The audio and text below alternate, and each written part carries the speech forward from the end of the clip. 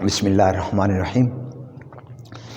बेटा आज हम जो टॉपिक ले रहे हैं वो है chapter 8 acid basis and salts का स्ट्रॉन्ग एंड वीक एसिड, दूसरा लेंगे स्ट्रॉन्ग एंड वीक बेसिस।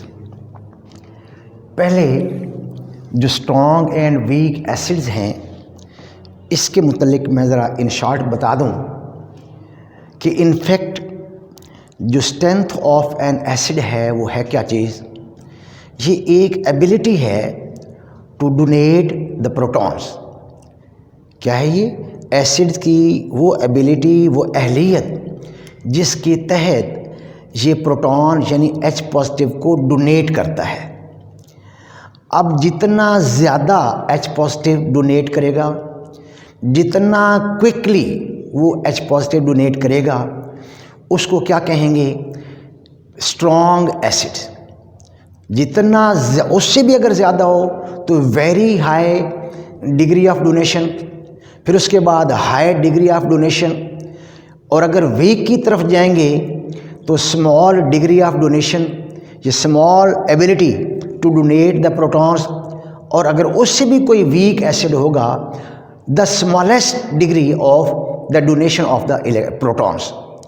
तो जितना प्रोटॉन क्विकली और ज़्यादा होता जाएगा, डोनेशन की तरफ जाता जाएगा, उनको स्ट्रॉन्ग एसिड्स कहेंगे। और जितना ये डोनेशन ऑफ प्रोटॉन वीक दर वीक होता जाएगा, उनको क्या कहेंगे? स्मॉल एंड स्मॉलेस्ट डोनेशन होगी तो वीक एंड वीकेस्ट एसिड होते जाएंगे। मैं चंद एक एग्जांपल ले रहा हूँ। मसलन मेरे पास एक एसिड है हाइड्रोक्लोरिक एसिड, हाइड्रोक्लोरिक एसिड जिसको हम मिनरल एसिड कहते हैं, HCl। ये एक मिनरल एसिड है और ये पानी के अंदर HCl plus H2O goes to form H3O positive plus Cl negative. ये पीछे भी हम कॉन्जुगेट एसिड और बेसिस में ये पढ़ चुके हैं। जो HCl है ये स्ट्रॉन्ग मिनरल एसिड है, क्योंकि इसने जो H पॉजिटिव है, जितने भी इसके पास थे यानी पर मालिक्यूल एक H था, सारे के सारे H डोनेट कर दिए हैं और क्विकली डोनेट कर दिए हैं, अप टू लार्ज एक्सटेंड कर दिए हैं। लिहाजा ये कौन सा होगा? Strong acid. ये कौन सा है? एक स्ट्रॉन्ग एसिड HCl। फिर इसका पता चलाने के लिए हम इसकी Ka यानी Ka of the HCl, ionization constant of the acid, acid कौन सा? HCl, उसकी वैल्यू देखेंगे। उसकी जो एक्सपेरिमेंटल वैल्यू है वो हम देखेंगे, जो कि तकरीबन 1 × 10⁻7 है। Ka कितनी है? That is equal to 1.0 × 10⁻+7। यहाँ पर प्लस है, लिखें आपकी मर्ज़ी, ना लिखें तो आपकी मर्ज़ी।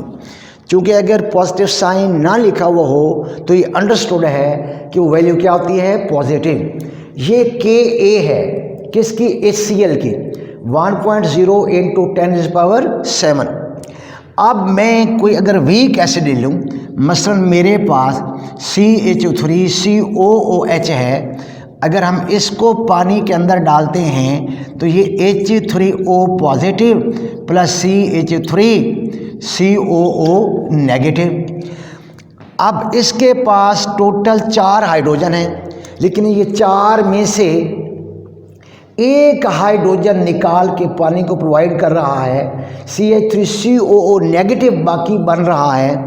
4 में से एक दिया है और प्रोसेस भी क्या है? स्लो है, और हम इसको रिवर्सिबल भी लिखते हैं। इसको हम बोलते हैं वीक एसिड। एक स्ट्रॉन्ग एसिड और दूसरा कौन सा? Weak acid. अब फर्दर इसकी भी हमने Ka वैल्यू से पता चलाना है कि Ka ऑफ CH3COOH, इसकी जो एक्सपेरिमेंटल वैल्यू है Ka की, ये CH3COOH की ये है 1.8 इंटू 10⁻⁵, ये 1.8 इंटू 10⁻⁵। ये है वैल्यू ऑफ द Ka, किस चीज़ की? एसिटिक एसिड की, एसिटिक एसिड की। इसका मतलब ये हुआ कि Ka वैल्यू नेगेटिव साइन में है, तो ये जो एसिड है ये वेरी वीक है। ये जो एसिड है ये क्या है? वेरी वीक है।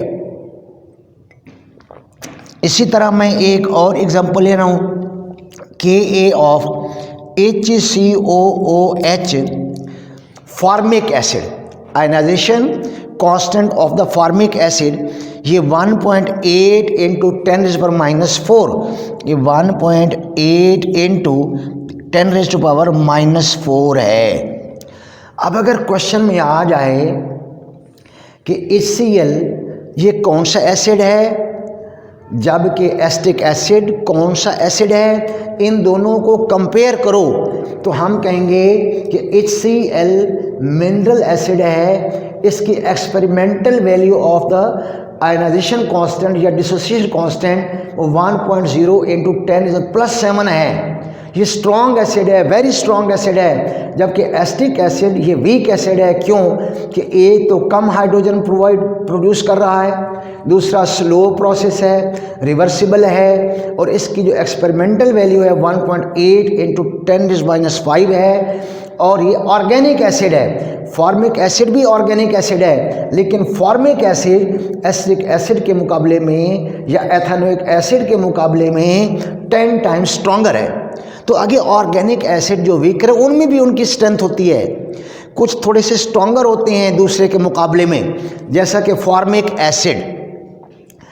अब हमने पहले इस एसिड की, ये जो एसिटिक एसिड वगैरह मैंने लिया है जो कि वीक एसिड लिया है, हम इसकी एक एक्सप्रेशन डिराइव करेंगे।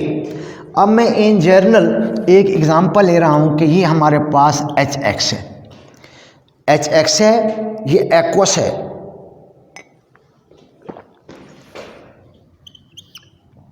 ये एक्वस है। हम इसको वाटर के अंदर डिज़ोल्व करते हैं। वाटर क्या है? That is liquid, goes to form, goes to form. ये हमारे पास आ जाएगा H3O positive, H3O positive plus क्या आ जाएगा? X negative. एक बार फिर ये कौन सा है? ये आगे कॉन्जुगेट एसिड है। ये कौन सा है? ये कॉन्जुगेट बेस है।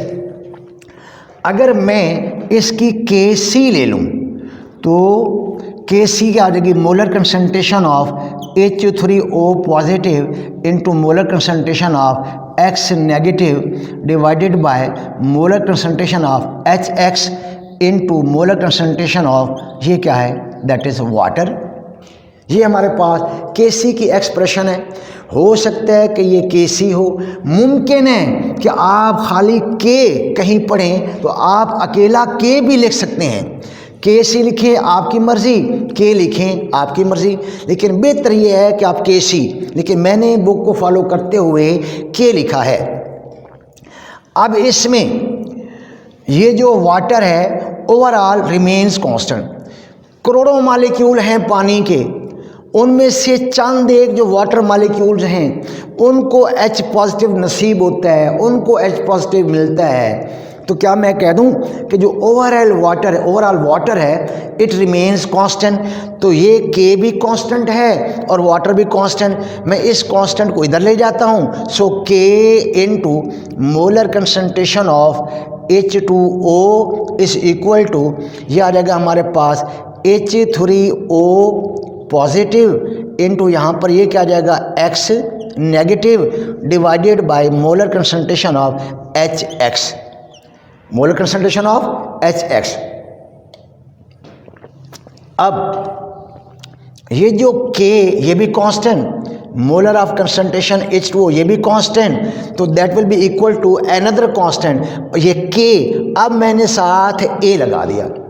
A stands for the dissociation constant या ionisation constant of an acid, Ka।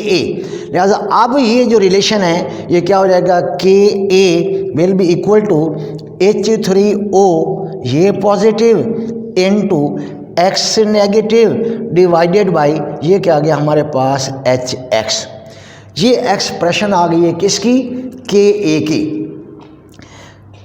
अब ये जो ionization constant of an acid है, जनरली अगर ये ज़्यादा होगी, अगर Ka की वैल्यू ज़्यादा होगी तो एसिड कौन सा होगा, वो होगा स्ट्रॉन्ग। और अगर Ka की वैल्यू कम होगी तो एसिड क्या होगा, दैट विल बी वीक। ये हम वहाँ भी डिस्कस कर चुके हैं।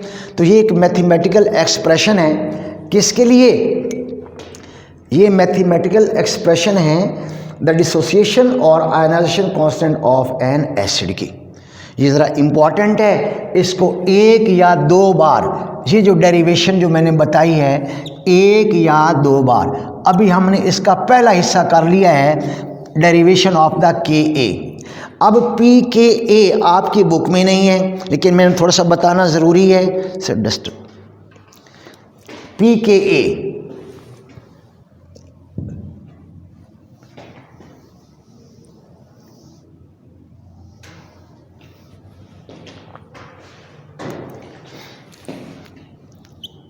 मैंने इससे पहले भी आप लोगों को बताया हुआ है जब हम इस चैप्टर के स्टार्ट में थे कि pKa, वहाँ पर हमने pKw ली थी, Ka के साथ P लगा दिया तो क्या बन गया pKa। इसका मतलब क्या है, pKa का मतलब ये है कि negative log Ka, negative log Ka। अब Ka for example Ka of CH3COOH मैं ये ले रहा हूँ 1.8 इंटू 10⁻⁵ एट रूम टेम्परेचर पर। अब ये वैल्यू यहाँ पर पुटअप कर देंगे तो pKa will be equal to minus log into 1.8 into 10⁻⁵। अब ये जो pKa की जो वैल्यू आएगी ये तकरीबन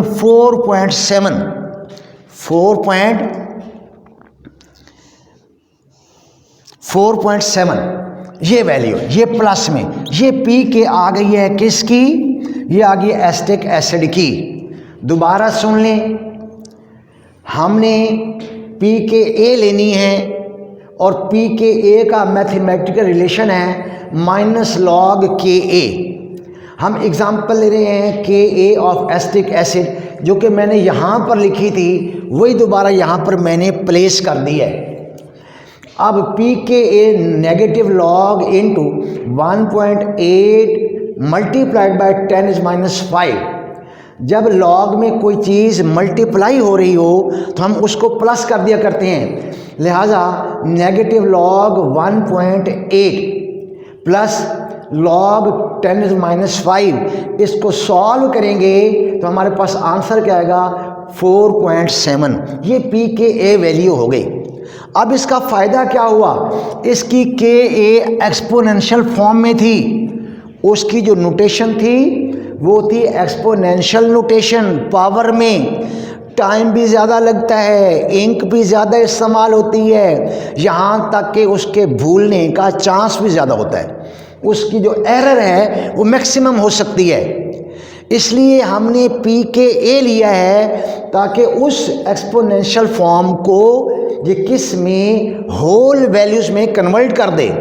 अब होल नंबर वैल्यू में क्या आ गया 4.7 विदाउट यानी पावर, विदाउट एक्सपोनेंशियल नोटेशन हमारे पास ये एक वैल्यू आ गई pKa। तो एक फ़ायदा तो ये हो गया कि एक्सपोनेंशियल वैल्यू को होल वैल्यूज़ में बग़ैर किसी पावर के हमने उसको उसमें चेंज कर लिया। अब बिल्कुल इसी तरह अब मैं दूसरा ले रहा हूँ,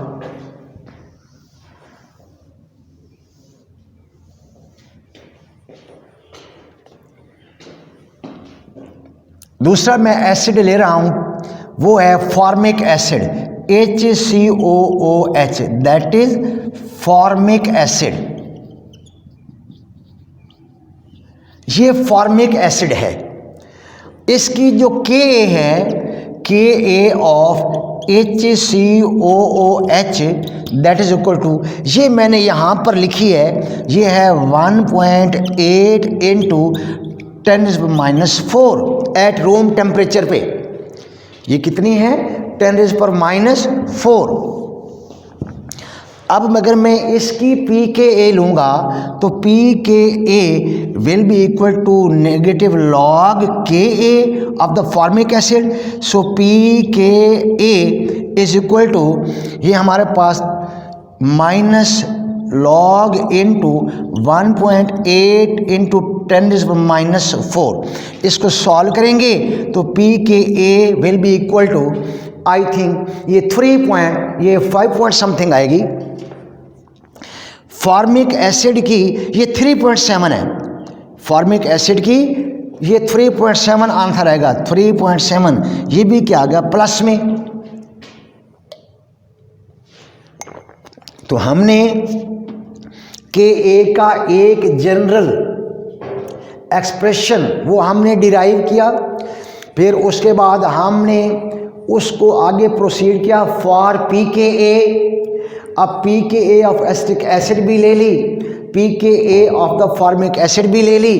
तो पहला फ़ायदा क्या हुआ कि इसमें हमने होल नंबर वैल्यूज़ या ऐसी वैल्यूज़ जिसमें एक्सपोनेंशियल नोटेशन नहीं है वो निकाली। तो हमारे लिए दोनों values, both values more convenient हो गई फॉर कैलकुलेशन के लिए।